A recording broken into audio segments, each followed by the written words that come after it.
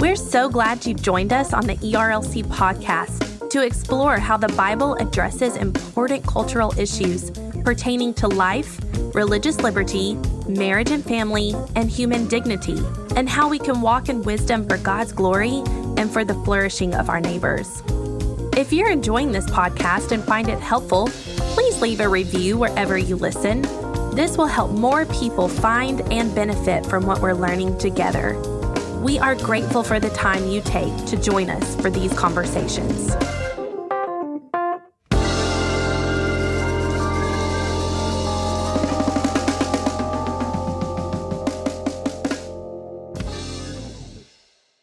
You're listening to the ERLC podcast.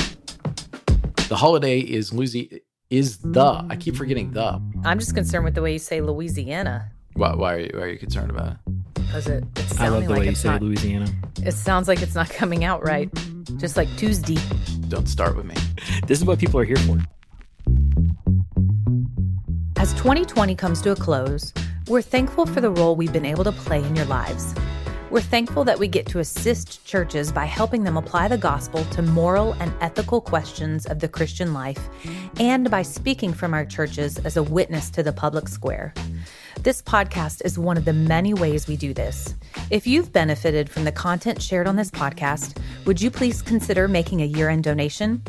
We're supported by the cooperative program of the Southern Baptist Convention, but any individual donations we receive apart from that goes to placing ultrasound machines in pro-life pregnancy centers and advocating for religious liberty and human dignity here at home and across the globe.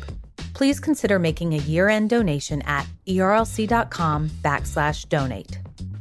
Hello, and welcome back to this week's episode of the ERLC podcast, where every week we're talking about our work here at the ERLC and focusing on what Christians need to know about the things going on in the world. I'm Josh Wester, and with me on the podcast today, as always, are my co-hosts, Lindsay Nicolay. Lindsay's internet dropped right in this moment where this is the one thing that she has to do every week, and she's gone. Hello from the Wi-Fi apocalypse happening at my house. My internet is just not working today.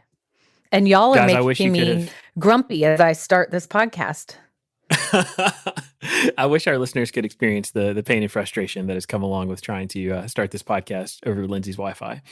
But also with us is our, you told me not to call him Faithful, but I'm going to call him Ever Faithful once more, our Ever Faithful companion, co-host, Brent Leatherwood. Hey, y'all. And Lindsay, I just want to say, you should wear your internet meltdown as a badge of honor, because that happened recently to both our guest today, David French, and Josh, and one of a favorite for Josh and me, Jonah Goldberg.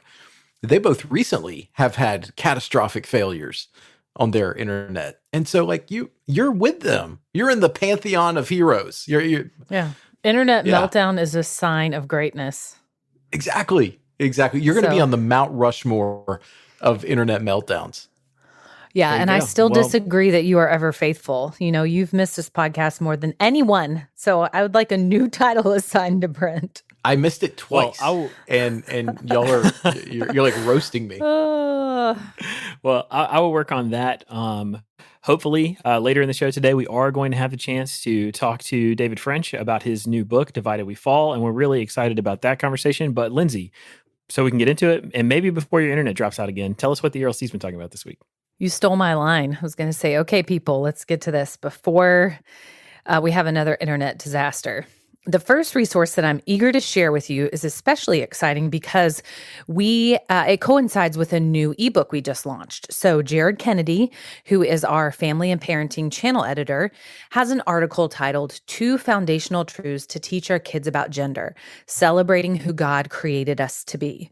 And this is such an important issue, especially in our confused culture where sadly People truly are struggling with who God has created them to be as male and female. And largely, too, people are struggling because we live in a secular culture that does not recognize our Creator's authority, and that authority and his design is good. So Jared has put together this article, but it actually comes from an ebook that you can download for free this week only. And then after this week, it is $1.99, which still is pretty inexpensive. And it's called A Parent's Guide to Teaching Your Children About Gender. And as of our recording today, we've had over 800 downloads so far. So it is obviously something that all of us are wrestling with, that we want to be equipped to be able to handle and to be able to treat in a way that honors the Lord. We want to be able to speak rightly and truthfully about it. So I would encourage you, the link is in the show notes, to download it before the price changes and to get your free copy. Yeah, I don't know how to tell you how pumped I am about this. Jared, we talk about him. We've talked about him several times on the podcast. He's incredible, and to know that almost 1,000 people have downloaded this so far, this is going to be a resource that is going to be extremely helpful for parents trying to navigate tough issues about gender and sexuality with their kids. Yeah, big kudos to Jason Thacker, you, Lindsay, Marie Delph on our team who have helped steward this much needed piece of content to reality here, because parents obviously need, this thing is flying off the virtual bookshelf, and so I'm just really thankful, and that means it's timely and needed. And as a parent, I'm looking forward to reading it myself. Yes. And again, I have to give the credit to Jason and Marie. I really didn't have much to do with this. I did skim it, and it is a great, helpful, and short resource. So it's very doable, very approachable. So grab your copy today. Next up, we have an article by Annie Kratzsch, and she is continuing to talk about Advent. As we've talked about Advent during this season, the first Sunday of Advent was the first Sunday after Thanksgiving. And she has an article about 3 practical Advent practices to meet you in your suffering, simple activities for your family from the unexpected gift. So Annie talks about how she hadn't realized her need for Advent until her family was thrust into a difficult season where she was dealing with some special needs of her child, and just realized how important Advent is to lament with hope and to realize and recognize our need for a Savior. And she and her sister also realized that sometimes it's difficult to maintain practices if your goals are too lofty. So they put together this resource called Unexpected Gift. It's got some ways that you can participate in Advent with your children using sustainable practices. So I would encourage you to read her article. She just gives 3 practical examples from her own life. She picks very small things to do. Her family tries to slow down.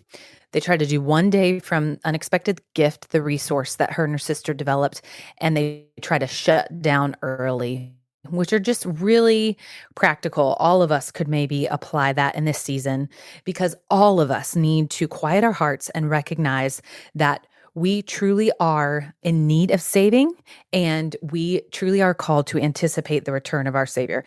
I think that's really great, Lindsay. I've been giving a lot of thought this year to trying to cultivate some new Advent practices with my own family. One of the things that we did that was totally an accident, and something I'm planning to continue doing, is, we have all of these manger scenes around our home, and we even have like a little toy version of it that sits at the base of our tree that our daughter plays with all the time.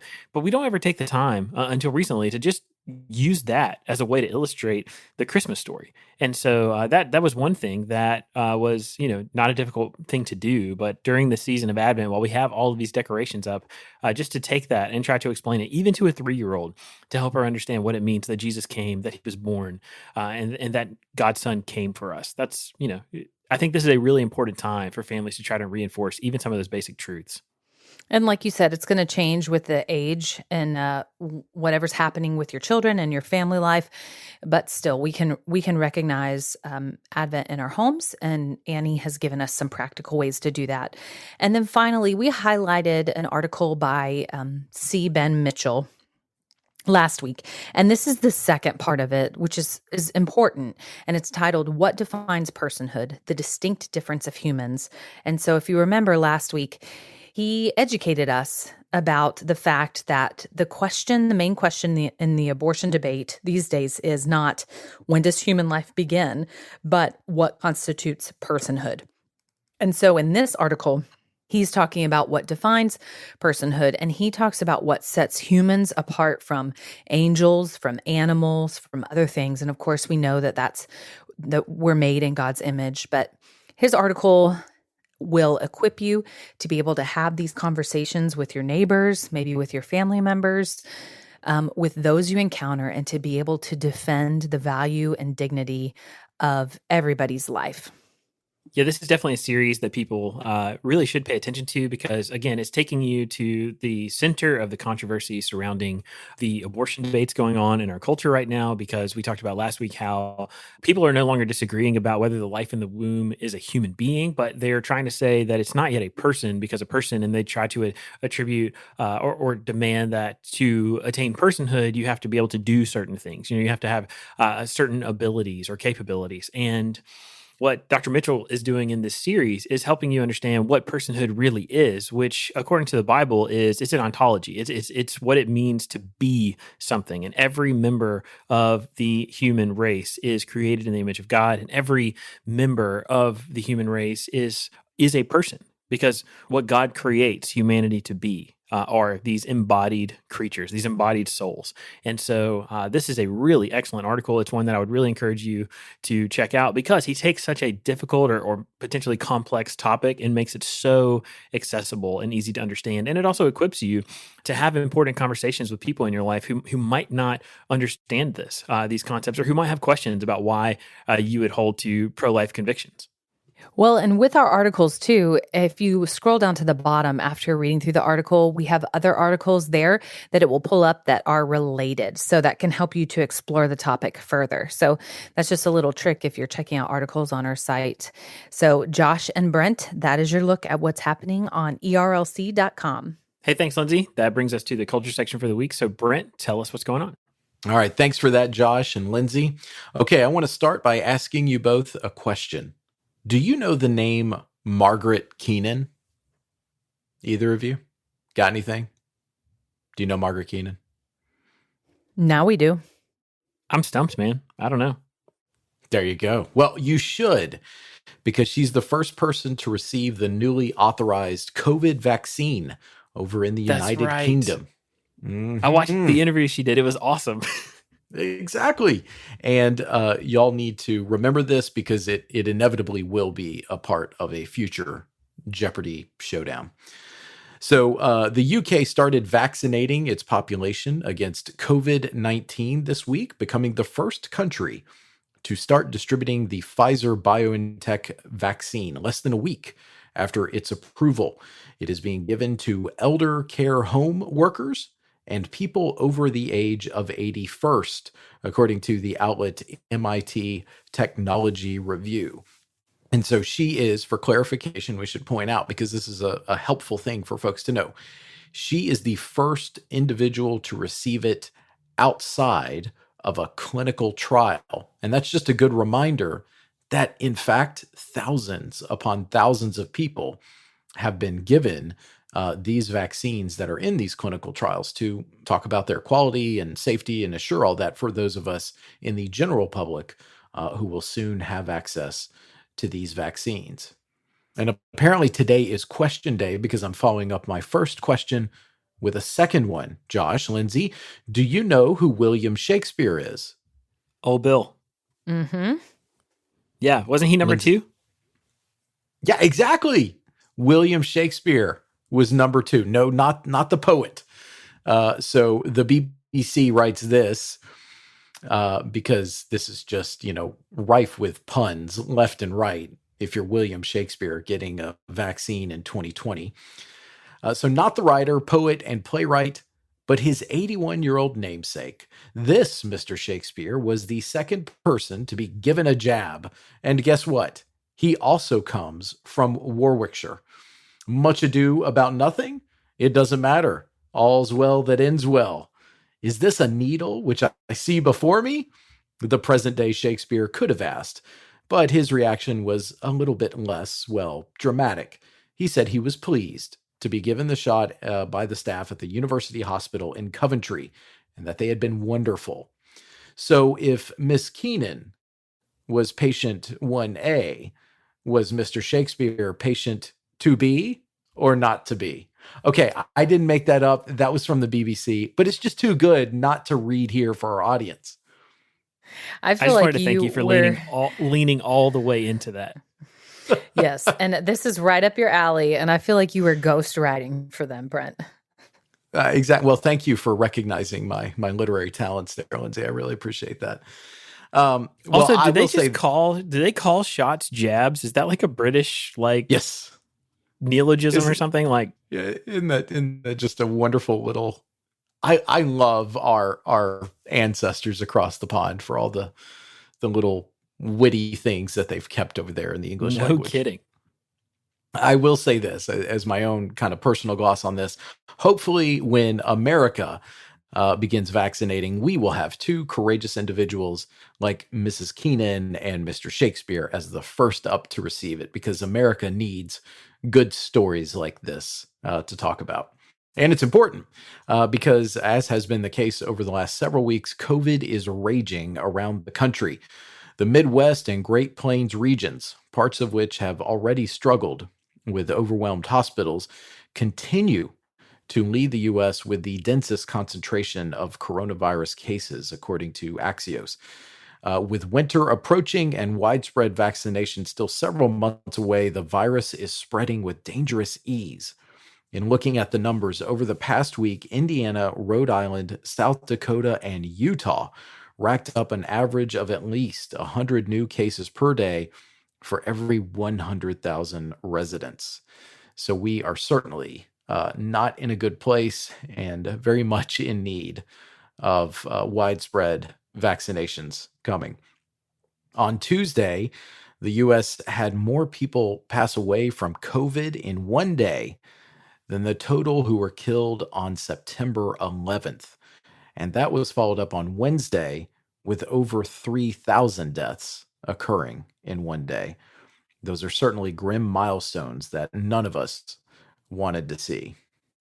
Some silver linings in the midst of all of this grim news. I saw from a pediatrician that I like to follow that the cases of the flu and RSV are down tremendously. So she said that this pediatrician said she has seen no cases of RSV, none. So that is some good news in the midst of all the bad news with all the social distancing and mask wearing. Thankfully, people haven't had to suffer from those other illnesses. That's certainly a good point, Lindsay. And obviously, if we can cut down on those other issues, maybe that will be a bit of a silver lining in this moment. And so while we all hoped this nightmare would be over by the end of 2020, it's actually starting to affect the plans for next year. So here's one noteworthy development. NPR reports that Mardi Gras is canceled. Parades will be prohibited at New Orleans' Mardi Gras celebration in 2021 to limit the spread of the coronavirus, Mayor LaToya Cantrell's office said on Tuesday. Typically marked by parades and parties, the holiday is the Louisiana city's biggest tourism draw. Quote, Mardi Gras is a season of traditions that we celebrate every year, a time that the community comes together in formal, fun, and often unexpected ways, the mayor's office said in a statement. With COVID-19 cases increasing around the country, we will have to modify how to observe this carnival season. So this is important because you may remember it was the 2020 Mardi Gras that seemed to be the epicenter of the virus outbreak in Louisiana, a particularly hard-hit state. This seems like the right decision, Brent. I mean, with Mardi Gras, I wouldn't think that social distancing is something that would be practiced well or wisely. So we definitely don't want people to be suffering in Louisiana, not Louisiana. How did you say it? Louisiana? I don't even know how you said that word. How do you say it, Brent? I say it like a native-born son of the South, Louisiana. Well, we certainly don't want people to get sick and suffer from even more COVID right as the hope of the vaccine is on the horizon. So it is sad. Maybe get some of your beaded necklaces at home and throw them around, eat your king cake, but celebrate virtually.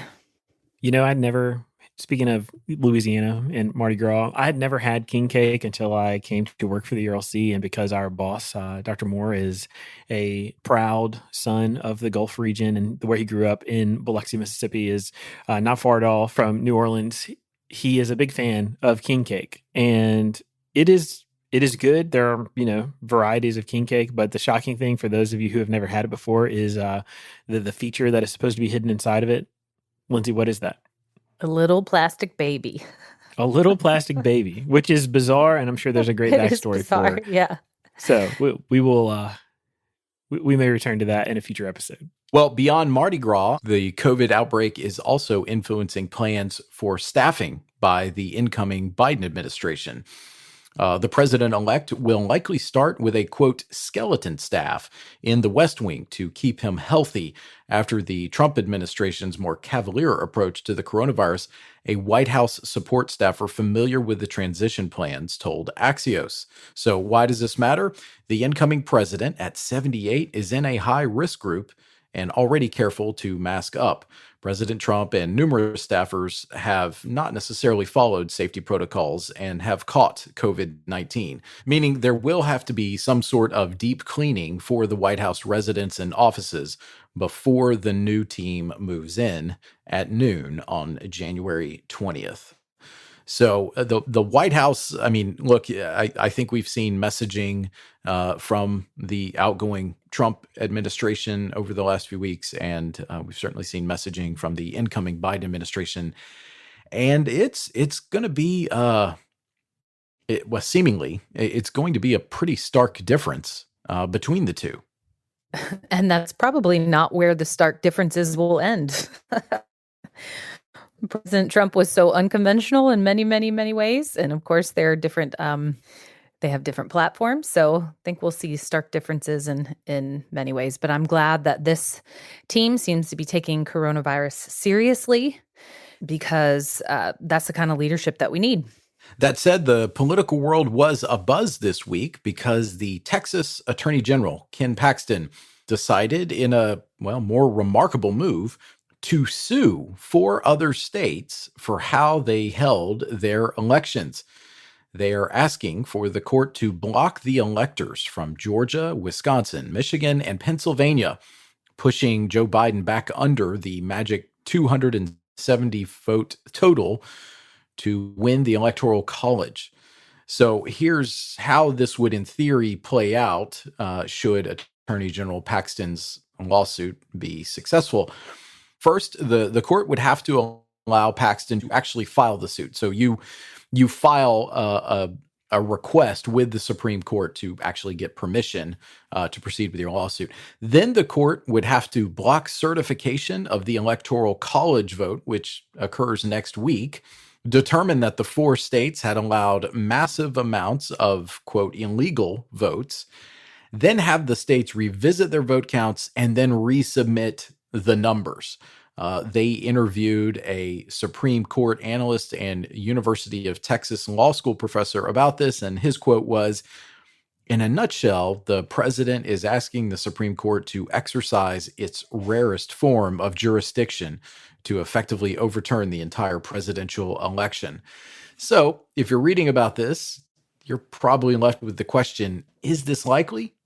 The answer is no. As the article points out, the Supreme Court swiftly rejected an emergency request from Pennsylvania Republicans earlier this week to block election results in the Commonwealth. Basically, the Supreme Court doesn't seem to have much appetite to take this up. Yeah, it seems all but certain based on everything that I've read about this and all of the political commentators out there. The opinion seems almost unanimous that the Supreme Court is not likely to entertain this kind of last-ditch effort from Ken Paxton, the Attorney General of Texas.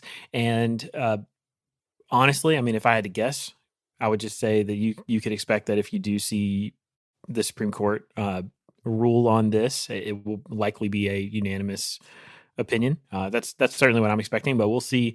We'll definitely see what happens. It is certainly bizarre to be a month after the presidential election and still have the results being contested in this way.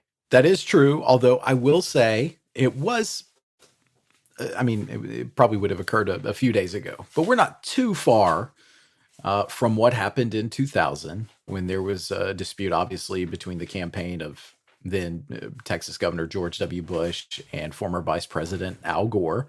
So it's not like we're totally out of the realm of precedent here with these recounts and court challenges. But yes, ideally we will get a resolution to this very soon. Right. It is good to see all of the possible legal avenues be exhausted here so that people can know at the end of the day, when we inaugurate a president on January 20th of next year, that they can have confidence that person is the rightful and duly elected president. And so there is nothing wrong with seeing the process play out here. It just, I think the prospects of anything changing the results that were certified this week in all 50 states, it's incredibly unlikely, as you said earlier. Ultimately, it's important to the lives of Americans that we get this settled because, honestly, things aren't looking great on the economic front. The Associated Press reported this week that the number of people applying for unemployment aid jumped last week to 850,000 individuals, the most since September, which is evidence that companies are cutting more jobs as new virus cases spiral higher. The Labor Department said Thursday that the number of applications increased from 716,000 the previous week. Before the coronavirus paralyzed the economy in March, weekly jobless claims typically numbered only about 225,000. So as this virus just continues to rage in the country, this economic upheaval that we're seeing continues to affect so many lives. And ultimately, that's the key, right? We got to get this virus under control so that our economy can continue to once again flourish. Yeah, and we heard at the ERLC from one of our pastor friends that we work closely with who is probably going to have to take a pay cut in January due to financial resources being down during COVID. So it's really terrible to see this effect on people. And I imagine it's going to be a while before we see the full effects, not just economically, but on all kinds of things of this virus. But you're right, Brent. That's why we need to get it under control. And, we probably just need to say a word here, how thankful we are for the generosity of Southern Baptists who have continued in their faithful and sacrificial giving to the church. The cooperative program is still doing incredibly well in the face of this pandemic. And so, hear us as representatives of one of the entities of the SBC, how thankful we are to our listeners who give to the cooperative program. And that's a helpful segue into my next note from Baptist Life. So we're in Lottie Moon season for many of our cooperating churches. And for folks who may not know, the Lottie Moon Christmas Offering, that is the annual initiative that our sister entity, the International Mission Board, has each year that helps to fund missions all across the globe. And so this was a great note this week from the biblical recorder over in Joshua Wester's homeland of North Carolina. The International Mission Board missionaries and staff pledged over $800,000 to the Lottie Moon Christmas Offering through an internal campaign that began September 23rd and ended on November 30th. The campaign, which allowed missionaries and U.S.-based staff to make their pledges confidentially, indicates their high level of commitment to the Revelation 7:9 vision and sets an example for Southern Baptists, said IMB President Paul Chitwood. He went on to say, quote, "Our IMB missionaries around the world and our stateside support staff wanted to lead by example as we asked Southern Baptists to give more generously than ever before to get the gospel to the nations. And I'm proud to say that is happening." What an incredible moment here in this time of pandemic and paranoia that something like this was able to happen. Sounded like Rhett was excited about that moment as well. Yeah. But not only is Rhett excited about that, but I want to just, echo that and join in his enthusiasm because look, this is a really, really cool thing to see. The fact that IMB missionaries serving around the world and their support staff here in the States, they sacrificed, came together to pledge $800,000, which just shows you that they are committed to the mission of God. They are committed to the very thing that they are doing right now in the world. And the fact that they would reinvest this money, because if you know anything about missionaries don't make a lot of money. This is not some glamorous lifestyle these people are living across the world. For them to sacrifice and give generously to this cause is so inspiring as a Southern Baptist to dig deep, even in the midst of this time of economic hardship, to try to ensure that the gospel continues to go to the ends of the earth. And so I am really, really proud of Dr. Chitwood's leadership here, really grateful for our missionaries across the world who really are heroes, and just asking God that we would, even through this Lottie Moon Christmas offering, be able to send more missionaries to more places in need. Well, it's just a reminder, as we've talked about before, that perhaps it's in the darkness, in the dark times, when the light of God's glory shines the brightest and we have the eyes to see it. So he is not stopped and his work is not stopped by a pandemic. And he comes alongside his people and displays his heart for the nations in the midst of suffering. And a verse that I was thinking about recently was, a light has shined in the darkness and the darkness has not overcome it. And this is just a picture of that the gospel, because of our God, will move forward, and we can be confident in that and somehow rest in that in the midst of hardship. All right. So the Toronto Star reports this week from the world of astronomy. It's a cosmic coincidence said to have not been seen since medieval times. On December 21st, which is also the date of the winter solstice, the gas giants Jupiter and Saturn will appear to align in the night sky, occurring as a single ultra bright light in a rare event known as the Christmas star. This, of course, depends on a forecast of clear skies. It's known as a great conjunction, and while it technically occurs every 19 and a half years, scientists say the last time the two planets were this close to each other would have been in 1623.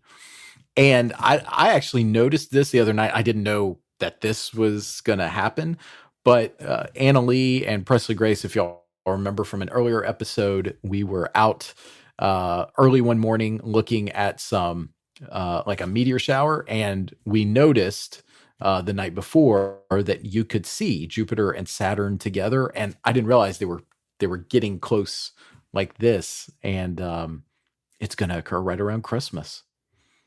How do y'all feel about that? I feel like that's a nice little merry note. 'Tis the season, Lindsay. So we'll be able to see that with our own eye, not a telescope. Yes, you can see the two planets at night, but if you have just a basic telescope, they're even saying that you can likely see the moons of Jupiter, which is crazy to me. That is wild. This episode of the ERLC podcast was sponsored by the Good Book Company, publisher of Searching for Christmas by J.D. Greer. Meet the awesome God at the heart of the familiar Christmas story. This book is perfect for giving to unbelieving friends and family this Christmas. Find out more at thegoodbook.com.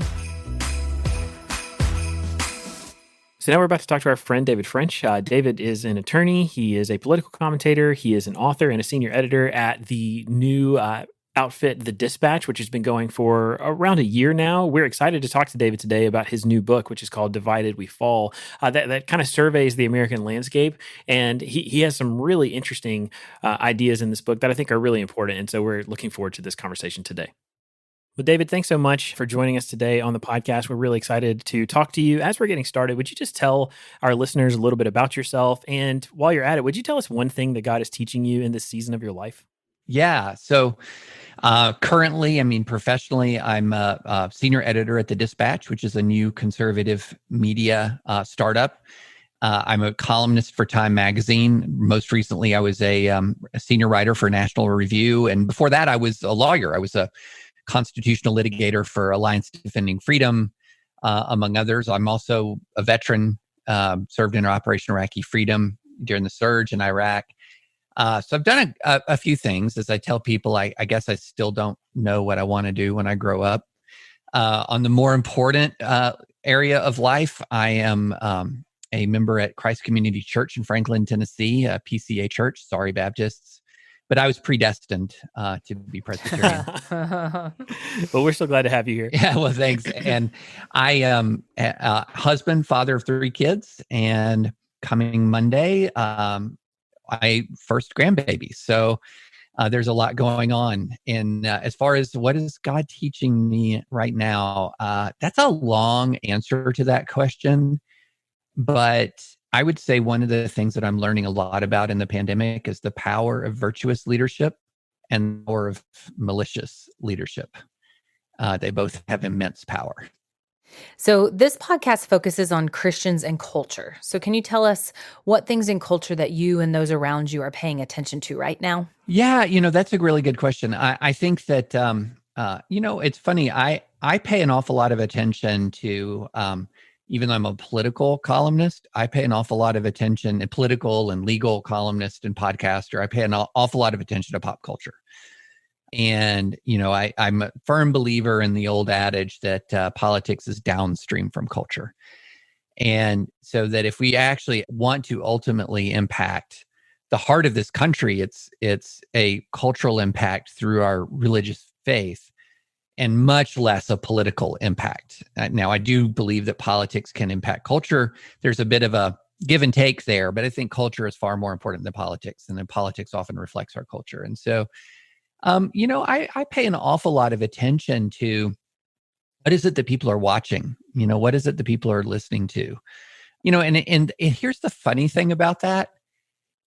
I'm actually more encouraged by pop culture than I am by politics. I believe, and it's interesting to me, I think that what is resonating with people in this time culturally is really different than what's resonating with a lot of people politically. I'll give you a great example. And I don't know if you guys have seen this show yet. I mean, warning if you are listening and you're considering a show, it's got language issues and things like that, but it's got a show called Ted Lasso on Apple TV+. It is one of the most heartwarming, joy-inducing shows I have seen in a long time. And it is taking people by storm right now. And the contrast between the toxicity of politics and the best way I would describe that show is it's joyful and gracious. Like, and not like cheap grace, but like real grace, and it's so good. And so, things like that, there's an interesting dichotomy in it. And one of the things it tells me is that in some ways, I think people are looking for a bit of relief, a bit of happiness. And that's maybe somewhat promising. I'm actually happy to hear you mention that. We have several folks on our team that recommend anything that has any kind of European flavor to it at all. And so I'm always reticent to jump in on that, but to hear the endorsement, that's definitely something I'll check out. That helps certainly make me want to watch it as well. One thing I know that I'm excited about from you that I've just recently finished reading is your new book, Divided We Fall. It is an incredible resource, and I'm just grateful, David, that we get to talk to you a little bit about it today. So one of the central themes in your book has to do with division and the disunity that marks America as a nation right now. So what would you say are some of the factors that have led to these fissures? And furthermore, what can we do as a nation and as Christians to attain a more unified society? Yeah. I think if you wrote a book that said America's divided, everyone would say, well, what else is new? I mean, of course, we know that. What I wanted to do was write a book that said a couple of things to explain to people why we're so divided, why it's not getting any better, and what could happen if it doesn't. So that was basically the purpose, because everyone sort of has a pet theory that says we're divided because of social media, or we're divided because we have a bad political class, or and you have these sort of like competing ideas where someone latches onto this one thing and says it's this one thing that is dividing us so much. And essentially what my book says is it's all the things, that there's no single cultural, political, or religious force that is pulling Americans together more than it's pushing us apart. I mean, we all know how divided politics are. We know how much they're marked by animosity and enmity. We know that America is secularizing, for example, but it is not becoming a secular nation. This is a really important thing to explain to people. It's becoming very secular and remaining very religious at the same time, so that the cohort of Americans who are among the most religious Americans is maintaining its numbers, or maybe even growing somewhat in absolute numbers. And so but the cohort of people who are very secular is growing dramatically as well. The people who are kind of being cut out of the equation, what you might call the more nominal believers. And so what's ending up happening is America is becoming very secular and remaining very religious at the same time, but not in the same places. So, here I am in Franklin, Tennessee, and if I drive just a couple of miles out of my neighborhood, it's hard to be in a place where I don't see a mega church, at least in my peripheral vision. Like, they're just everywhere. But if I'm in a place like San Francisco, you might go, if you're from Nashville or the greater Nashville area, you might say, where'd all the churches go?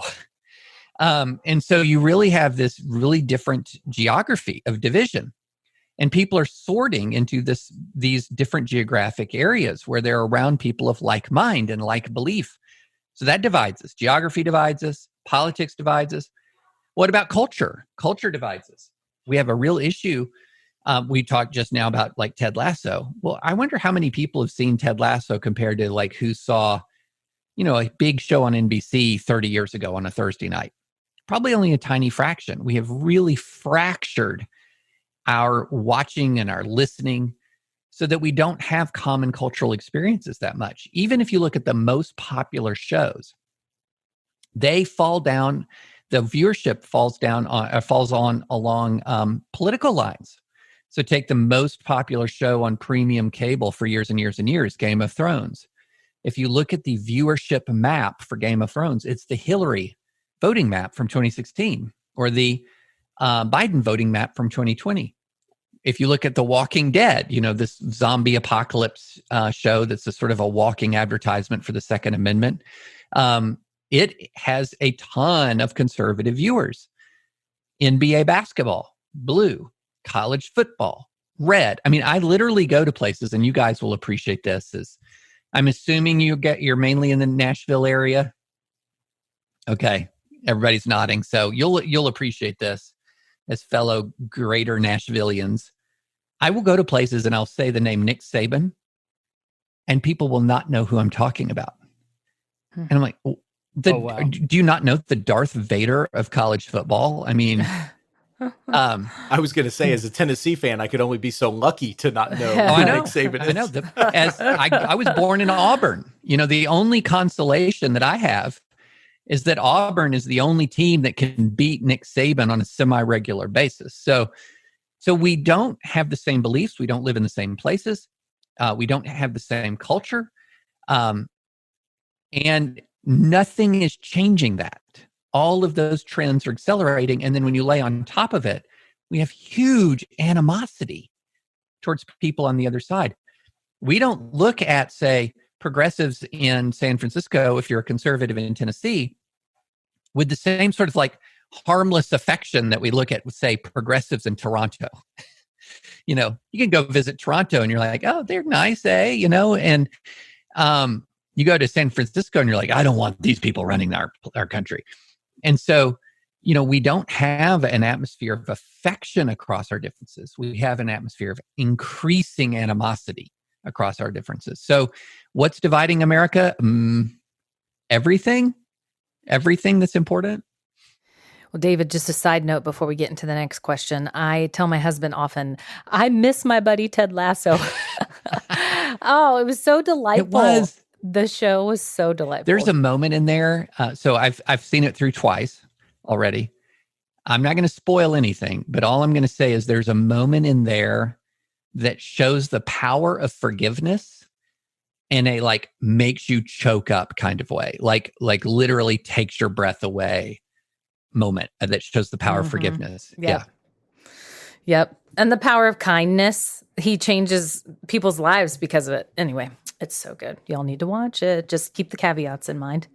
So one of the many interesting things about your book, as well, is that you walk the reader through a couple of secession scenarios, laying out in surprising detail circumstances that you imagine could send America in this direction. So are we really to the point now where these scenarios are plausible? And if so, do we as Christians have a role in preventing this? Well, so when I wrote my book, I was actually nervous about those chapters because I thought, this is really kind of make or break, to be honest, because what I do in the book, it has 3 sections. Section 1 is why we're divided and why it's not getting better. Section 2 is how we can split apart, which are 2 fictionalized scenarios, one involving a blue state secession and one a red state secession. And part 3 is how we can heal. And so nice, it's almost like sermon symmetry, right? 3 parts, here we go, approximately equal length. But I was very nervous about that because I believed that I wasn't saying this could happen tomorrow. Okay. But what I was saying is if we don't change these trends, these are realistic scenarios. And the response I've gotten from readers, by and large, and especially on the California scenario, a number of readers have said, it took me a while to realize I was reading something fictional. Like, they were like, wait, when did this happen?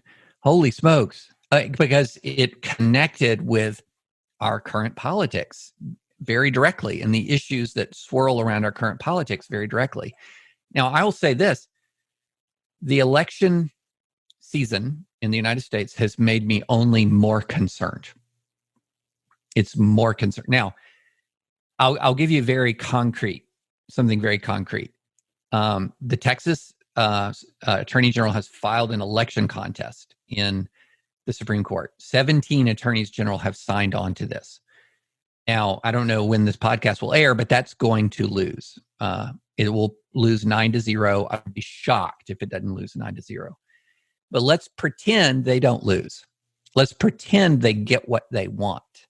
What they would get is the probable reversal of the outcome of the presidential election, which would place the union under immense strain, because one of 2 things would happen. If the legal analysis and reasoning applies, if the Supreme Court adopts the legal analysis and reasoning that Texas is asking for, California could sue Texas to get all of Texas's votes tossed, because Texas did some of the same things that they are accusing the other states of doing unconstitutionally.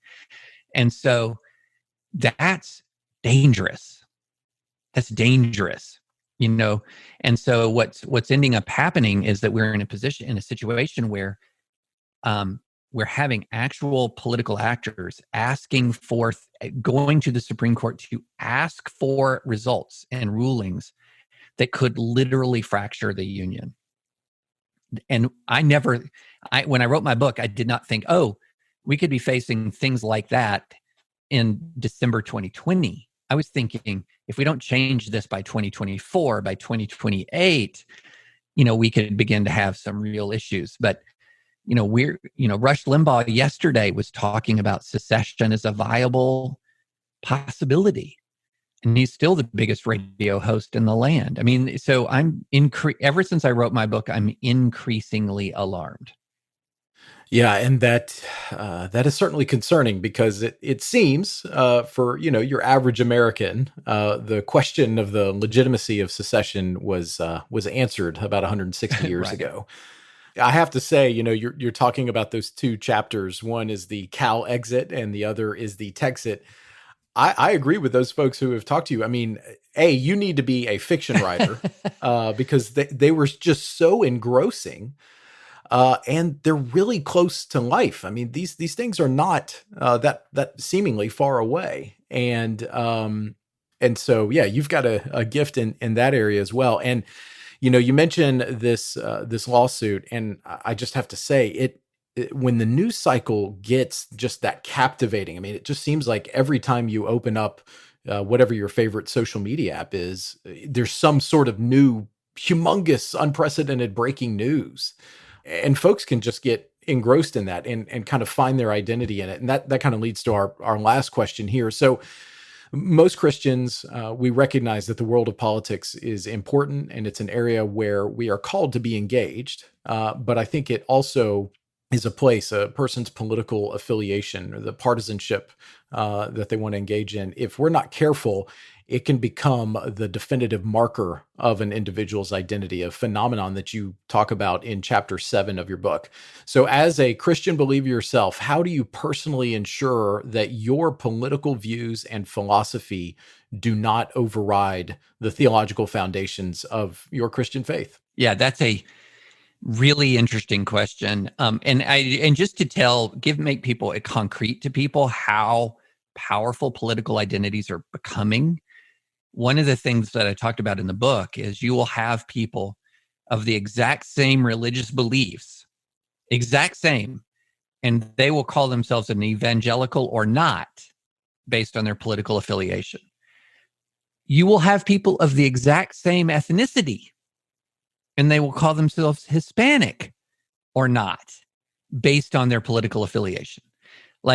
So what ends up happening is for some individuals, the political identity is the meta identity. And everything else is going to be, now this is not everybody who's involved in politics. This is people who are super involved. But we're beginning to have a class of people in this country where the politics is the meta identity. All right, so how do you deal with this? I end the book. It's not a Christian book in the sense of this is book and not a book written exclusively for Christian audiences. But I end the book with Micah 6:8, and to me, the three interlocking obligations of Micah 6:8, and this is, what does the Lord require of you, O man? What is good? It is to act justly. It is to love mercy or kindness, depending on the translation. Act justly, love kindness, and to walk humbly before the Lord your God. And think about this in your life of the people who are most unhealthily consumed by politics. And I know, we all know people who are unhealthily consumed by politics. In my case, I might see that person in the mirror. We all know those people who are unhealthily consumed with politics. And ask yourself, of those people who are so consumed by politics, how many of those three interlocking obligations do you see manifested in their lives? Well, a lot of them you'll see the act justly, where they're seeking, this is what I have decided and I know to be just and right, and I'm pursuing it with every fiber of my being, but you won't find much kindness, and you certainly don't find humility. And so one of the things that I think really can help you sort of back down from that, and I'm actually going to be teaching a course on this, on a path past polarization for Christians at Covenant College the spring semester, a 1-credit course, just short, 3 days. And I'm going to go through Micah 6:8 backwards. Humility, mercy, then justice. And the reason why is I think that we've gotten we have so emphasized the seek justice that we have de-emphasized the other two. So I think my own view is that one of the things that helps us a ton to preserve relationships, to preserve kindness, to preserve our culture is to walk into politics and say this is hard. I don't know all the answers. I can't know all the answers. That's it. Just start like that. This is hard. I don't know all the answers, and I can't know all the answers. And then when you walk into every major political problem of the U.S., and you begin with that, doesn't mean you don't act justly. It doesn't mean you don't seek justice, but it's a transformative framework. Think of it like this in dealing with race, for example.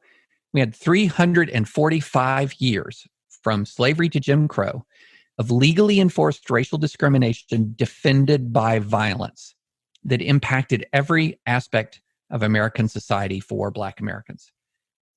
How do you undo the effects of 345 years of racial discrimination defended by violence? This is hard. I don't know all the answers. I can't know all the answers, but I have to try. Okay, that's the act justly, right?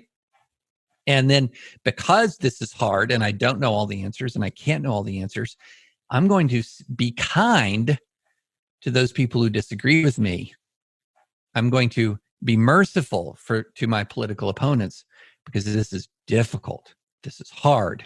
They're human beings created in the image of God who don't know all the answers and can't know all the answers themselves.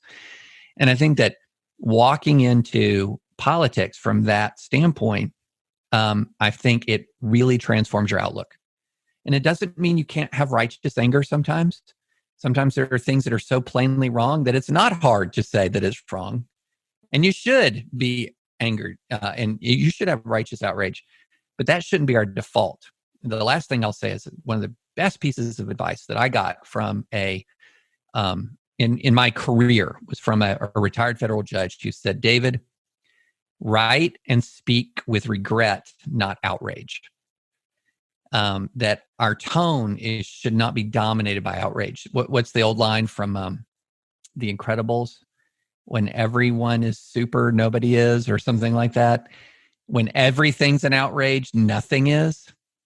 So you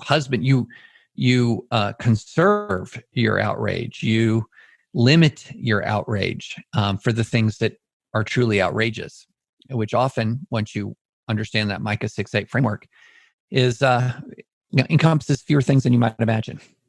Gosh, David, that is such a good word. And thinking about, all the things we talked about today, from pop culture to politics, this podcast is for Christians who are concerned about engaging culture and are engaged in following all of this. And so hearing this, there's echoes of the stuff that our boss, Dr. Moore, talks about all the time, about just convictional kindness, about being Christians who absolutely have convictions and are willing to step into the public square with their faith commitments and to try to live out that Micah 6:8 mentality, but always to be in the public square as Christians. And so we want to thank you for taking the time to join us today. We hope people will take the opportunity to pick up your book and read it. It has been really, it's incredible, and there's a great challenge before us, and I think Christians can make a huge difference. So we really appreciate you taking the time and putting all the effort into writing that book. Easily one of the best books of the year. Like your book and Yuval Levin's book, those are my two favorite books of 2020.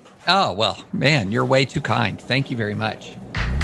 So now it's time for the lunchroom, where every week we're telling you about the things that we're talking about with one another. Lindsay, you're up first this week, so tell us what's on your mind. Well, I don't have a life hack like I've been trying to do lately, but I do have a article called Why We Plan to Get Vaccinated, a Christian Moral Perspective. I think is really helpful. It's by our former colleague, Andrew Walker, Matthew Arbo, and then Dr. Mitchell, Ben Mitchell, who we have talked about on today's episode. So I know there are lots of questions around getting vaccinated, and this article from these three ethicists who are fabulous, they're level-headed, they love the Lord, and they're sound theologically is very helpful, and I would ask you to consider reading it. They deal with the safety and efficacy of it. They deal with complicity and compliance, just different topics, and Christian discipleship in the COVID-19 vaccine. And they answer the question, basically, what is our obligation to our neighbors as believers? So very helpful. I would encourage you to read this article, especially if you have questions or have people in your life who have questions about receiving this new vaccine. Lindsay, that's a really good one for this week, especially with all the talk about the vaccine. And from these guys, it is really helpful to have ethical experts, in addition to medical experts, be able to provide insight on the vaccines, because we're at the ERLC, we're making this big push for them, but we know people have a lot of questions, and a lot of those questions are very sincere about whether or not the vaccine is safe and whether it's morally right to use it. And so I'm really glad you highlighted that one. And that takes us to Brent. So Brent, what are you bringing to the lunchroom this week? So our folks may have seen online the newest product released by Apple, which is AirPods that are actually headphones that go over your head, which I feel like this is not, I feel like this is an oxymoron, right? If they're AirPods, are they supposed to go in your ear and not over your head? Well, anyways, they released these things. They're called the AirPods Max, And the price tag is an eyebrow-raising $549. Well, you must really love that someone special in your life to get them these headphones. I mean, it's going to come with all the great capabilities that folks have become accustomed to in the AirPods inner ear version. I don't even know what they're called. But these aren't they called pods? Isn't that the idea? Right, they're called AirPods. So I guess these are just the AirPods Max, which, hey, we just want to make sure everybody can see them on your head. They are wireless, which I guess that is beneficial. But yeah, I mean, $600 for headphones. Well, I mean, you think about what the price that we pay for our phones, and it kind of is astonishing to think about. Pretty much everyone I know owns a smartphone, and just the wealth that we have, that we actually think of these phones as something that's required and that we make time to get. And Apple is the same company that's convinced us to carry around like equivalent of an 8x10 photo frame around in our pockets and call it a phone. So they always like to do things large and in charge. They do. I'm just not sure I'm not sure my wallet can take these headphones. No, whose wallet I'm can? just wondering if this is like the moment that Apple jumps the shark, like I'm pro all things Apple. I love all of their gear, but are people really going to pay $600 for headphones? And if they do they really work better than, $100 headphones? No, Josh, you're absolutely right. I guess the one thing I'd point out is Apple prides itself on not necessarily being the ones to come up with the new item, but just the best item. So I guess there's a market out there for headphones. Maybe you're, like Lindsay's husband, and, you're kind of like a, DJ out there mixing together the latest beats, so maybe you have to have headphones. I don't know. Just saying. What do you bring into the lunchroom, Josh? No, I appreciate that setup. And here's why. So, we always talk about anniversaries, talk about big dates in history. We talk about like what's going on in the culture. But look, there's a thing from pop culture that we just can't miss this week. And I think this is a good place for us to end. My lunchroom this week is not going to help anyone, except it will help you laugh. I saw someone post that we are right now marking the 1-year anniversary of that infamous Peloton ad. You guys remember this? Peloton girl? And it was a huge thing that became like this cultural flashpoint where there were all kinds of conversations from everything from like, would you use this machine, which seems pretty practical, to like, is this some kind of structural or systemic bias or racism or sexism or a million other things. It was just, a totally I remember in the moment saying, why would you ever spend this much money on something to work out at home? Sure. Who would ever need that? Right. Who would ever need that? Like why wouldn't you just go to a gym? And, looking back on it, you go, hey, who knew we were going to go into a global pandemic where having like an excellent one-stop shop for exercise would have been a really great investment. Imagine if you had like gotten on the Peloton train a year ago, where you could be right now. Because I can tell you, some people have really taken advantage of the pandemic in terms of upping their fitness game. I am not in that category. I put on the COVID 30. I've been calling it the Corona bod, and it's time to break out of this malaise and get to work. So, well, I mean, we should point out though, just as a reminder for our listeners, Lindsay's pregnant, and Josh, you're not. Right. You're right. Not pregnant. No, but hey, props to you, Josh. Oh, you only look like it, Josh. Just kidding.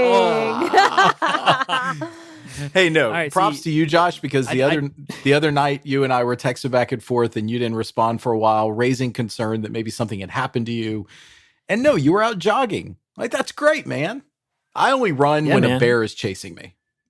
Exactly. That's the only good reason to run. Well, since Lindsay called me pregnant earlier, I'm gonna have to just say I did run a half marathon on Saturday. So It's not that bad. Nice. Anyway, so for Peloton Girl, I think that's a pretty good place to close our show today. We want to say thanks so much for listening every week and supporting the podcast. If you want to help spread the word, you can share this episode on social media or go into your podcast app and leave us a rating or review.